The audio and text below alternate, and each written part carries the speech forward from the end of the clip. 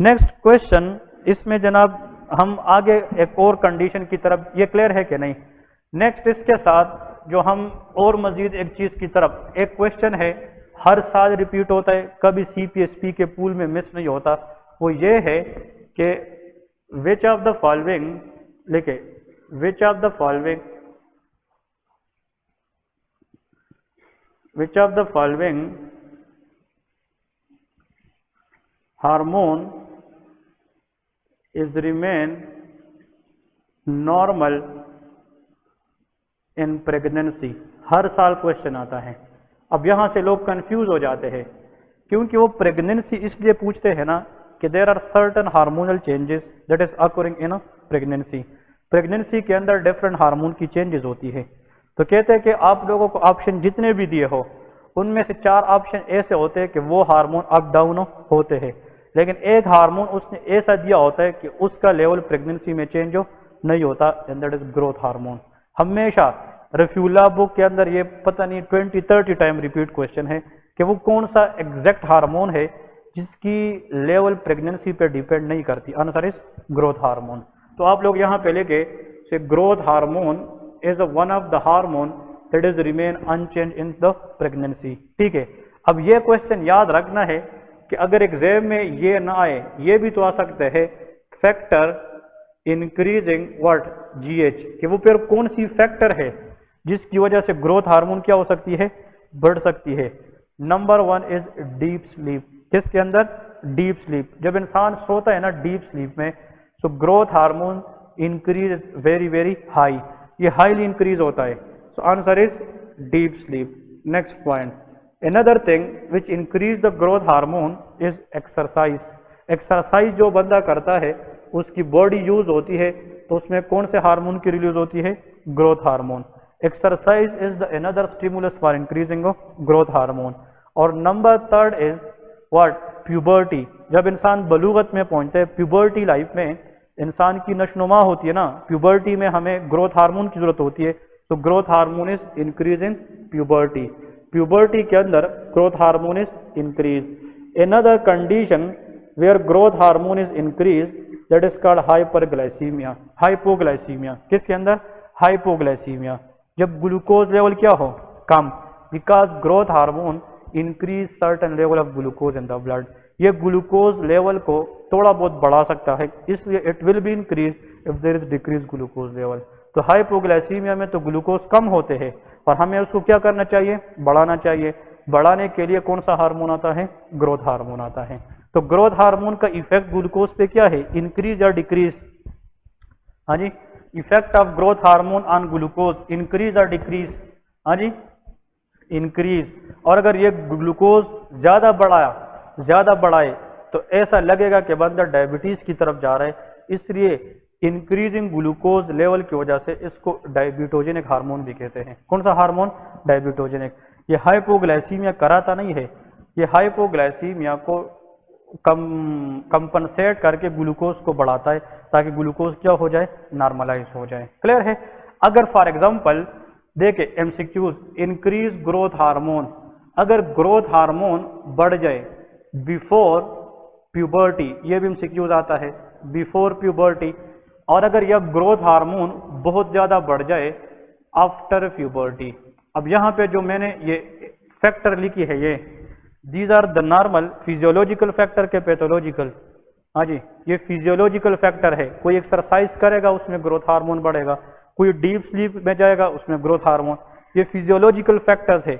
इसमें strongest factor is the deep sleep. ये भी एमसीक्यूज आता है कि इन सब में से strongest stimulus for the release of growth hormone ये कौन सा है? Answer is deep sleep. लेकिन मैं कहता हूं अगर पैथोलॉजिकली एबनॉर्मली ग्रोथ हार्मोन क्या हो जाए? बढ़ जाए, इररिलेवेंट ऑफ दिस थिंग, इस पे डिपेंड ना करते हुए अगर किसी डिजीज की वजह से ग्रोथ हार्मोन क्या हो जाए? बढ़ जाए, और वो कब बढ़ जाए? Before puberty. उस कंडीशन को गाइगेंटिज्म कहते हैं। उस कंडीशन को क्या कहते हैं?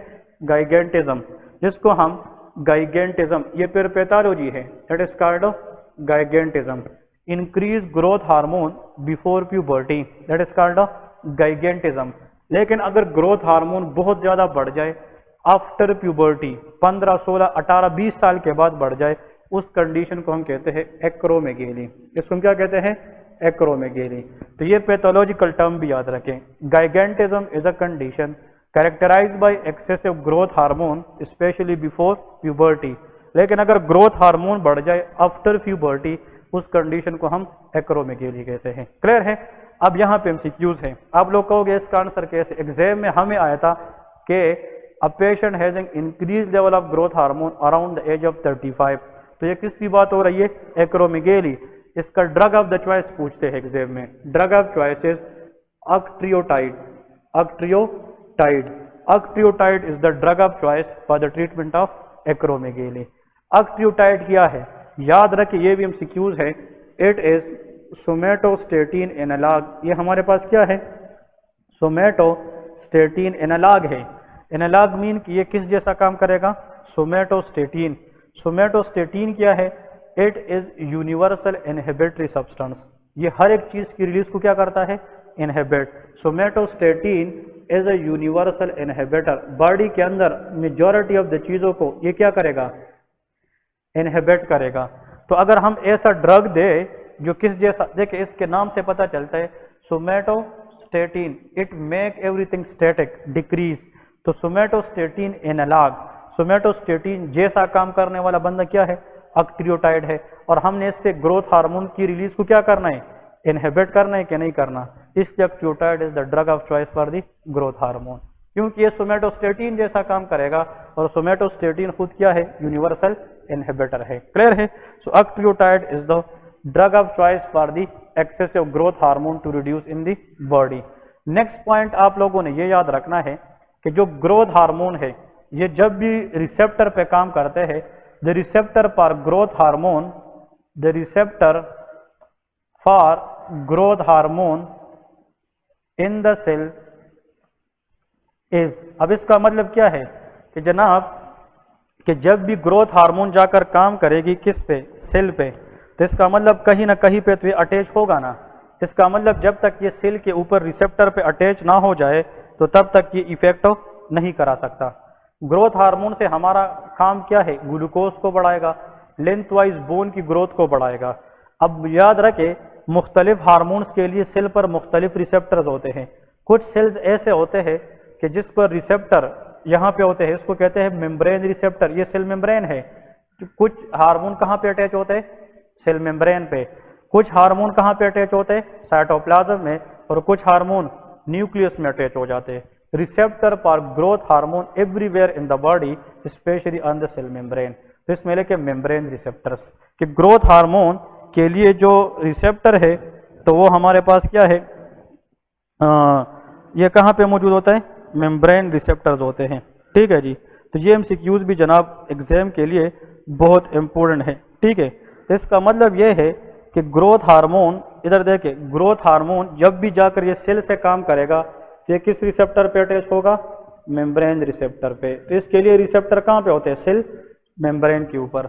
Because growth hormone is a protein in nature hormone. ये कौन सा नेचर हार्मोन है? ये प्रोटीन नेचर है। और प्रोटीन नेचर मेजॉरिटी हार्मोन के रिसेप्टर कहाँ पे होते हैं? सेल मेम्ब्रेन में होते हैं। दूसरी बात, इधर देखें, अगर ये बोन की लेंथ को क्या करता है? इंक्रीज करता है ना। ग्रोथ हार्मोन इंसान की हाइट वाइज ग्रोथ में बढ़ाता है, लेकिन ये कब करेगा? जब ये बोन के ऊपर सेल को अटैच हो जाए। और वो कौन सा रिसेप्टर है? मेम्ब्रेन। अब इधर देखें, मैंने लास्ट लेक्चर में क्या बताया था कि अगर ये रिसेप्टर है जिस पर कौन सा चीज अटैच होगा? Growth hormone. और ये ग्रोथ हार्मोन इस रिसेप्टर को एक्टिवेट करेगा। तो मैसेज किसने लाया है? ग्रोथ हार्मोन ने। और इसका मैसेज ये है कि इस सेल को कहेगा कि तुमने बोन को क्या करना है? बढ़ाना है, एक्सपांड करना है। This hormone take the first message to receptor. इस हार्मोन को फर्स्ट मैसेंजर कहते हैं। क्या कहते हैं? First messenger. जब ये इस रिसेप्टर को अटैच होगा तो फिर ये रिसेप्टर अंदर सेल को एक्टिवेट करेगा कि नहीं? और कौन सा मैसेंजर एक्टिवेट होगा? Second. Answer is cyclic AMP. Another question, cyclic AMP जब एक्टिवेट होगा किस चीज के जरिए? ग्रोथ हार्मोन रिसेप्टर अटैचमेंट के जरिए। तब साइक्लिक एएमपी बोन के अंदर लेंथ वाइज ग्रोथ में हेल्प करेगा। तो second messenger system for growth hormone is cyclic AMP. MCQs ADH पढ़ा था कि नहीं? एडीएच के दो काम थे ना, V2 receptor, V1 receptor. V2 में कौन सा सेकंड मैसेंजर है? Cyclic AMP.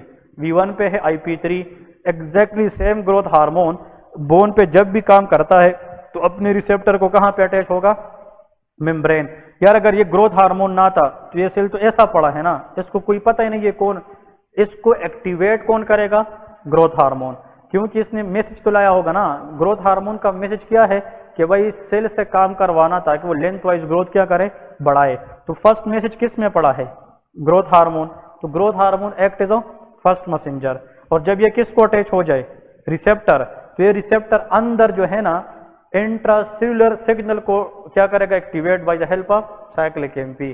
तो साइक्लिक एमपी कौन सा मैसेंजर है, सेकंड मैसेंजर। ये एग्जाम में आता है, what is the second messenger system for the growth hormone activity, answer is always cyclic MP. Clear है, ये क्वेश्चन याद रखे। Another very favourite question that I drawn from the previous paper NFCPS वो ये है कि इस तरह क्वेश्चन आता है कि a young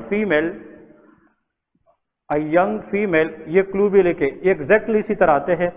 young female presented to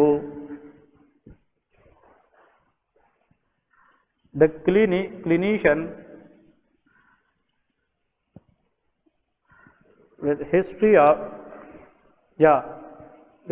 of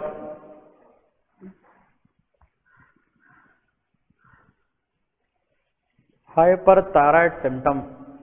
तो हाइपरथायराइडिज्म के सिम्टम आप लोगों को पता भी है और हम पढ़ेंगे भी। Increase heart rate, diarrhoea, weight loss, fine tremor. Graves disease का नाम सुना होगा, इसमें एक्सेप्टलमस होता है, pretibial oedema. And investigation shows increase T3 and T4. Which of the following amino acid is precursor to these hormones. देखिए अब examiner क्या पूछ रहे हैं आप लोगों से, बहुत बेसिक क्वेश्चन। मतलब क्या बना, शाबाश, पेशेंट को है जनाब हाइपरथायराइडिज्म, हाइपरथायराइड सिम्टम में आई थी, इन्वेस्टिगेशन ने भी बताया कि इसकी T3 T4 क्या है, वो ज्यादा है। T3 T4 क्या है, these are thyroid hormone, triiodothyronine और थायरोक्सिन। मतलब T3 T4 are thyroid hormone, ये जब भी ज्यादा हो, this is the case of hyperthyroidism. कहते हैं कि कौन सा अमीनो एसिड है, प्रिकर्सर मीन बुनियादी, कौन सा अमीनो एसिड है जिससे फ्यूचर में क्या बनते हैं, T3 T4, answer is tyrosine amino acid. कौन सा अमीनो एसिड है, tyrosine. So tyrosine is the amino acid which later lead to the formation of T3 and T4। इसका मतलब आप लोगों से पैथोलॉजी की बेस पर वो बायोकेमिस्ट्री पूछ रहे हैं कि भाई अगर किसी पेशेंट को हाइपरथायराइडिज्म हो, किसी का T3 T4 लेवल बहुत ज्यादा इंक्रीज हो, तो इसका मतलब ये T3 T4 किस चीज से डिराइव किया गया है, कौन से अमीनो एसिड से, टायरोसिन से हम, ठीक है। So tyrosine is a amino acid which is precursor to the formation of T3 and T4। और जब T3 T4 बढ़ जाए, कंडीशन इज कॉल्ड हाइपरथायराइडिज्म। दो चीजें आखिर लिखने वाला हूं, और मुझे ये दोनों आए थे एग्जाम में, और आप लोगों को जरूर तो एक आया होगा, अभी जो फेब वाले एग्जाम किसी ने दिया है शायद उसमें भी ये हो कि हाइपरथायराइड पेशेंट होगी, बस वो डायरेक्ट दो बातें करते हैं। इधर देखें, 2 months pregnancy and hyperthyroidism, 2 points है बस। हाइपरथायराइडिज्म ये मैं आगे भी एक्सप्लेन करूंगा, ड्रग ऑफ चॉइस। इसमें जनाब नेक्स्ट वो लिखते हैं, a hyperthyroid female at 5 month pregnancy, drug of choice. Pregnancy DOC, drug of choice. Question जरूर आते हैं ये, ठीक है। क्या मतलब है, दोनों में हाइपरथायराइडिज्म है, लेकिन एक फीमेल की कौन सी मंथ चल रही है, 2 months, और ये क्या है, 5 month। फर्क क्या है, पहले 3 month एक ट्राइमेस्टर होता है, फिर नेक्स्ट 3 month दूसरा होता है, आखिरी 3 तीसरा। इसको कहते हैं फर्स्ट ट्राइमेस्टर हाइपरथायराइडिज्म। ये कौन सी ट्राइमेस्टर की है, सेकंड। जब भी हाइपरथायराइडिज्म का पेपर में क्वेश्चन आ जाए और कौन सा ट्राइमेस्टर चल रहा हो, first, drug of choice is propylthiouracil, PTU। ठीक है, नाम सुना है ना? Answer is propylthiouracil, propylthiouracil, इसको हम कहते हैं PTU। ठीक है, लेकिन अगर because PTU is quite safe in the first trimester pregnancy, लेकिन अगर प्रेगनेंसी 4 मंथ पे गई है, 5th मंथ पे गई है, यार मुझे तो एग्जाम में जो आया था ना, एक लाइन था कि हाइपरथायराइडिज्म विद 5 मंथ प्रेगनेंसी, इसमें होते हैं मेथिमजोल। कौन सा ड्रग आता है? मेथिमजोल। तो फिर PTU हम सेकंड ट्राइमेस्टर में नहीं दे सकते। तो इससे हमें पता क्या चला, drug of the choice for first trimester hyperthyroidism PTU, बस drug of choice for hyperthyroidism in second trimester is methimazole. याद रहेगी क्या नहीं? ये दोनों पॉइंट याद रखना है। और यहाँ पे इसके साथ नेक्स्ट एक और MCQ याद रखे, the enzyme required for the formation of T3 and T4। अब ये क्वेश्चन याद रखना है, T3 T4 are thyroid hormone. Thyroid gland के अंदर 2 तरह के सेल्स पाए जाते हैं, follicular cell and parafollicular cell. कौन से सेल? Follicular and parafollicular. जो फोलिकुलर सेल है थायराइड ग्लैंड के अंदर, वो T3 T4 बनाते हैं, लेकिन उस सेल के अंदर एक खास क्या पाया जाता है? एंजाइम। कि वो एंजाइम जब तक काम नहीं करेगा तो फोलिकुलर सेल T3 T4 पैदा नहीं करेंगे। तो वो कौन सा एंजाइम है जो फोलिकुलर सेल के अंदर काम करके हमें क्या बना सके? T3 T4। Answer is TPO, thyroid peroxidase. उस एंजाइम का नाम क्या है? Thyroid peroxidase. तो यहाँ पे MCQs 2 बन गए ना। पहले MCQs में मैंने क्या पूछा था, कौन सा अमाइनो एसिड है जिससे हम थायराइड हार्मोन बनाते हैं? Answer is tyrosine. फिर वो कौन सा एंजाइम है जो थायराइड हार्मोन बनाने में हेल्प करता है? Thyroid peroxidase. इसका जो सिंपल नाम है दैट इज TPO। ये क्या है? TPO। तो अगर एक पेशेंट हाइपरथायराइडिज्म का है, उसका T3 T4 पहले से क्या है? बहुत ज्यादा है, तो हमें ऐसा ड्रग देना चाहिए ताकि हम T3 T4 को क्या करें? कम करें। तो हम कैसे कम कर सकते हैं? अगर हम किसको ब्लॉक करें? TPO को। अगर ये एंजाइम ब्लॉक हो जाए तो can T3 T4 form? No. तो क्योंकि ये एंजाइम तो क्या बनाता है? T3 T4 बनाता है। तो अगर एक बंदे को पहले से हाइपरथायराइडिज्म है, उसका T3 T4 पहले से क्या है? ज्यादा। तो अगर हम ऐसा ड्रग दे जिस पर हम ये एंजाइम ब्लॉक करें तो T3 T4 बनेंगे नहीं। Those drug which decrease T3 T4 by blocking which enzyme? Thyroid, PTU and methimazole. इन दोनों का ये मैकेनिज्म ऑफ एक्शन है। अगर एग्जाम में आ जाए कि PTU मेथिमजोल दोनों कैसे T3 T4 को कम करता है? By blocking TPO enzyme, thyroid peroxidase. लेकिन this is safe in first trimester of pregnancy, this is safe in second trimester of pregnancy. Clear है? एग्जाम में क्वेश्चन आ जाए, 3rd ट्राइमेस्टर क्वेश्चन आ जाए, फिर भी answer is methimazole. Your first choice for hyperthyroidism only in first trimester, answer is PTU, propylthiouracil. Clear है? 5-10 minute break करें, फिर नेक्स्ट लेक्चर लेते हैं। क्लियर हुआ कि नहीं?